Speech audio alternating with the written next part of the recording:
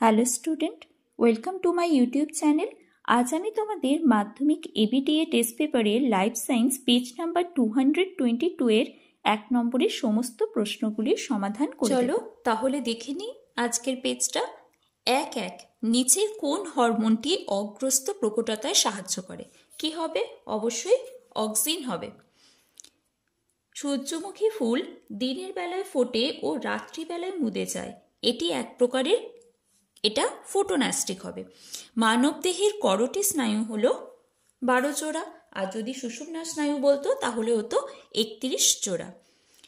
4 mitosis কোষ বিভাজনে যে দশায় নিউক্লিয় পর্দার পুনরাবির্ভাব ঘটে, টেলোফেজে। আর যদি বলতো বিলুপ্ত হয় তাহলে প্রোফেজ হতো। ডিএনএ অণুর গঠনগত একক হলো নিউক্লিওটাইড। 6 মানবদেহের মাইটোসিস বিভাজন দ্বারা সদ্য সৃষ্ট অপত্য কোষের প্রতিটি ক্রোমোজোমে কটি ডিএনএ তন্তু কুণ্ডলীকৃত হয়ে গঠিত হয়ে থাকে? এটা হবে একটি। কন্যা তখনই হিমোফিলিক হতে পারে যখন কি হবে? এটা মা বাহক এবং বাবা হিমোফিলিক হলে। হিমোফিলিয়া এ বা রয়্যাল হিমোফিলিয়া হওয়ার জন্য দায়ী ফ্যাক্টর কি হবে? অবশ্যই ফ্যাক্টর 8। হিমোফিলিয়া বি হলে ফ্যাক্টর 9। 9 সাদা বর্ণ এবং অমসৃণ লোমযুক্ত গিনিপিগের জিনোটাইপটি হলো, সাদা বর্ণ মানে স্মল বি এটাতে আসছে। 10 পৃথিবীতে প্রাণীর সৃষ্টির সময় যে গ্যাসটি অনুপস্থিত ছিল, এটি হবে অক্সিজেন।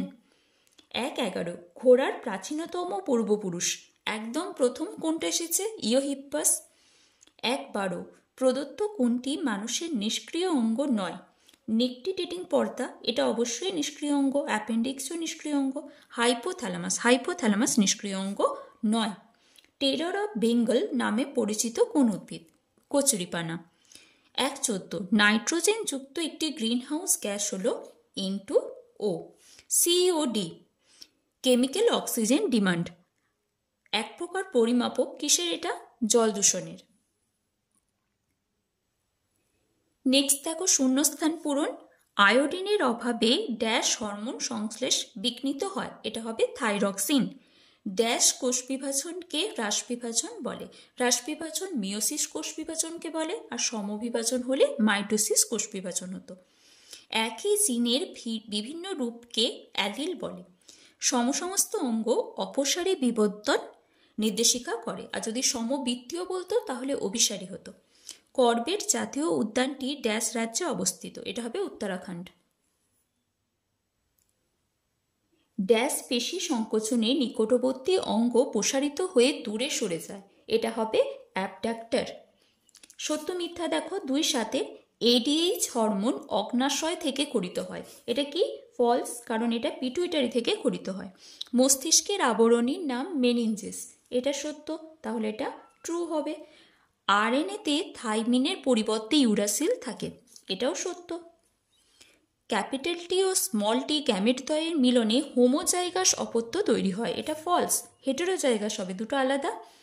শ্বাসমূল আম গাছে দেখা যায় না, এটা ফলস। ব্ল্যাকফুট এক প্রকার বায়ুবাহিত রোগ। যদি ব্ল্যাক লাং বলতো তাহলে বায়ুবাহিত হতো, কিন্তু ব্ল্যাকফুট বলেছে যেটা জল দূষণের সাথে জড়িত, এটা আর্সেনিক দূষণের ফলে হয়, তাহলে এটা ফলস। তারপরে দেখো 2.13 প্রকরণ চলন কোথায় দেখা যায়? বনচারাল উদ্ভিদে। পিউরিন যুক্ত ক্ষার, অ্যাডেনিন এবং গুয়ানিন, এখানে অ্যাডেনিন আছে। পিরিমিডিন যুক্ত ক্ষার, এটা কি হবে? এখানে সাইটোসিন।